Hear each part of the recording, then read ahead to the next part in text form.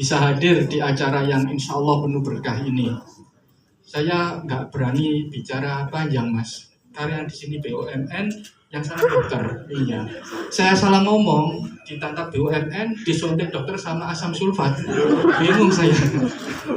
Ngapunten, ini saya juga Surabaya, jadi kalau ngomong agak ya gitu. Ngapunten. Saya sedikit mau cerita karena ini juga sudah banyak yang pinter-pinter ya, Mas ya.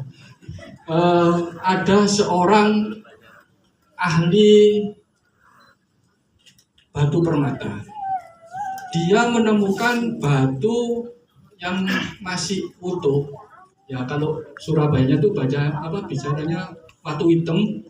Tapi dia tahu di dalam situ ada kandungan permatanya. Kemudian dia bawa pulang, dia asah itu batu sehingga muncul yang namanya permata dari batu tersebut. Dia lihat karena dia memang ahli, dia bawa ke laboratorium untuk dites. Kan kalau batu permata ada tesnya tuh, kekerasannya berapa, terus kandungan apanya itu ada sendiri. Setelah itu muncul sertifikat. Ternyata batu itu batu yang sangat bagus.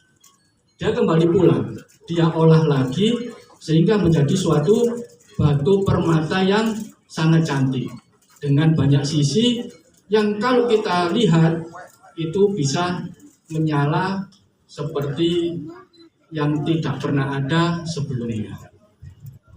Kemudian karena dia juga bakat berdagang, batu ini tadi dia taruh di etalase tokonya.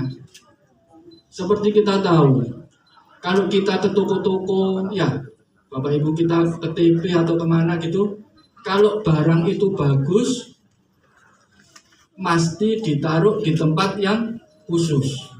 Ditaruh di dalam kotak, disemprot itu apa, Mas?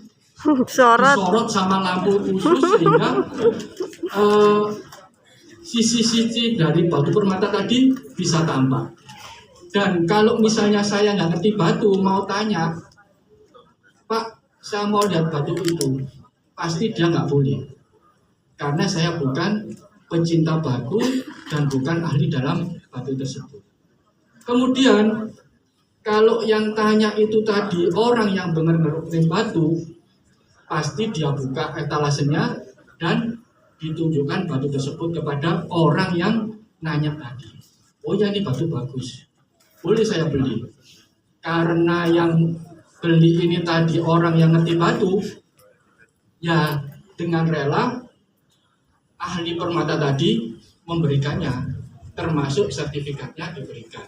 Karena dia paham bahwa yang menerima batu ini adalah orang yang bisa mempertanggungjawabkan batu tersebut.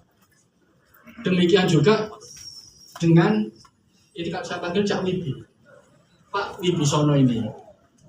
Dia punya permata, yaitu Mbak Dian.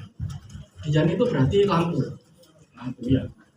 Kemudian permata ini beliau jaga. Seperti kita sebagai orang tua, kewajiban kepada anak adalah salah satunya kalau sudah ada yang meminang dan siap menikah, dan yang meminang tadi orang yang baik, maka kita bisa memasrahkan.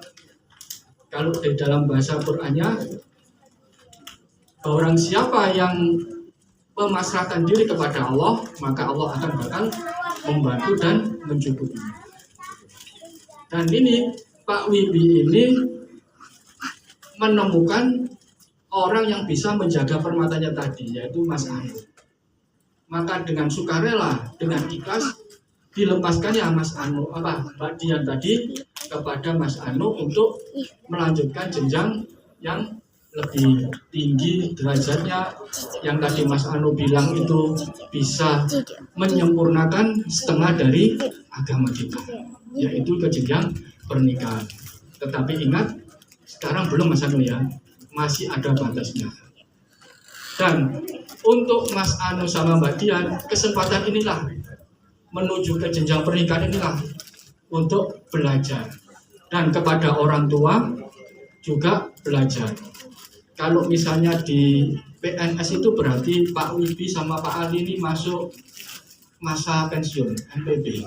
Jadi untuk orang tua harus mulai sekarang bisa untuk mengikhlaskan anaknya untuk kepada orang lain. Jadi kalau masih ingin sama anak, ya inilah kesempatan sebelum menikah. Dan Mbak Dian juga begitu kepada orang tua, kalau kepingin bakti yang lebih ya di saat ini. Karena begitu nanti Mbak Dian akad nikah mengucapkan ijab kabul mas anunya, maka Mbak Dian tanggung jawab pada orang tua sudah selesai. Tanggung jawab utamanya kepada suami. Jadi kalau kepingin masih kumpul sama ayah ibu sama adik, ya inilah kesempatannya.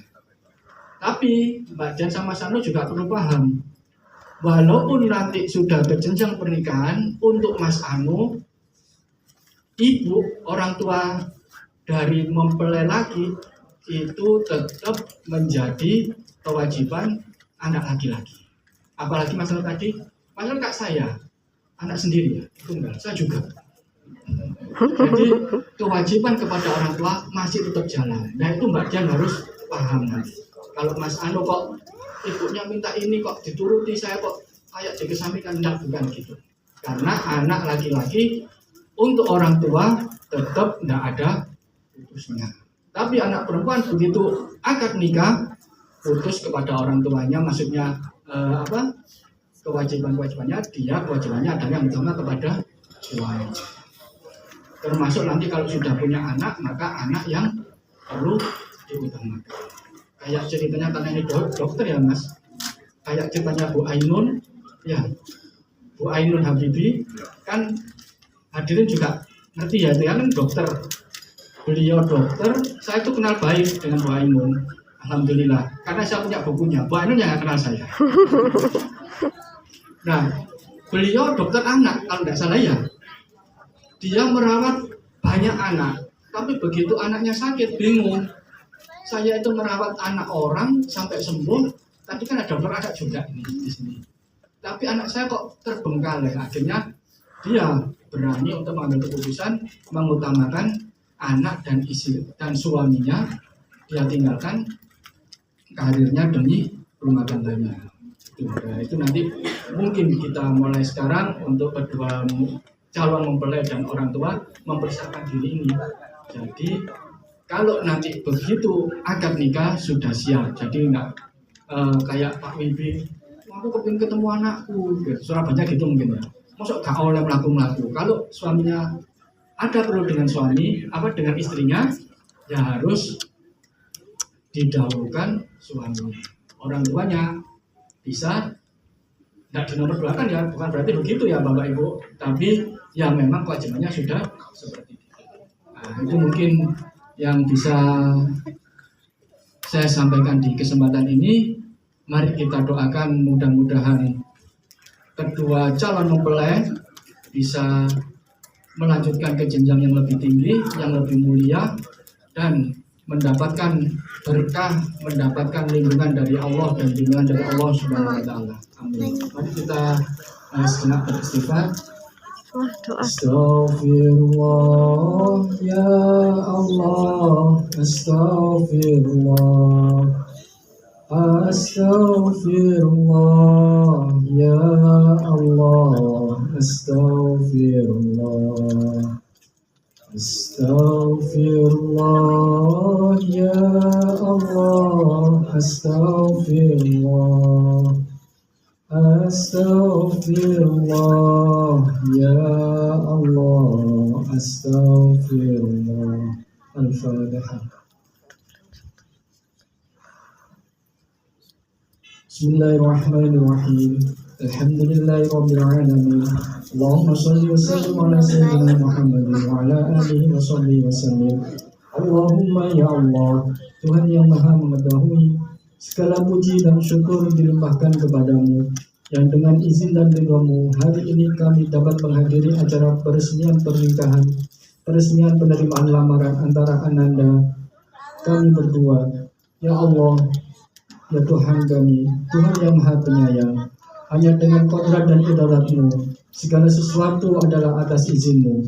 Maka Engkau terpautkan kedua hati insan yang berlainan jenis, yang hari ini dengan disaksikan kerabat keluarga masing-masing, agar lebih saling mengenal dan memantapkan landasan kasih sayang yang ikhlas, dengan saling mengisi kekurangan dan kelebihan dari masing-masing pihak, dalam mewujudkan cita-cita bersama dalam ikatan pernikahan kelak. Dalam kaitan inilah kami bermohon kehadirat-Mu ya Allah. Bimbing dan ridhoilah, naungilah niat keduanya dengan selalu memperoleh rahmat dan hidayah-Mu, agar pilihan yang didapatkannya dapat terpatri dengan hikmah.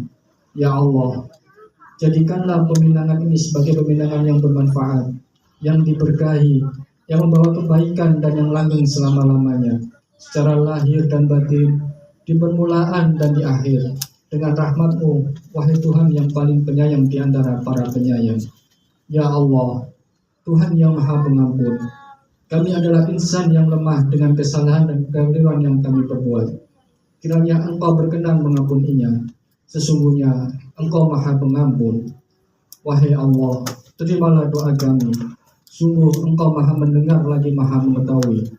Terimalah tobat kami. Sungguh Engkau Maha menerima tobat lagi Maha penyayang.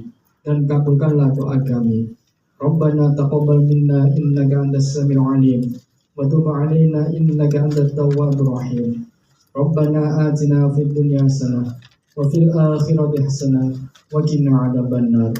Walhamdulillahi rabbil alamin. Demikian kurang lebihnya kami mohon maaf. Walafu minkum. Assalamualaikum warahmatullahi wabarakatuh. Waalaikumsalam warahmatullahi wabarakatuh.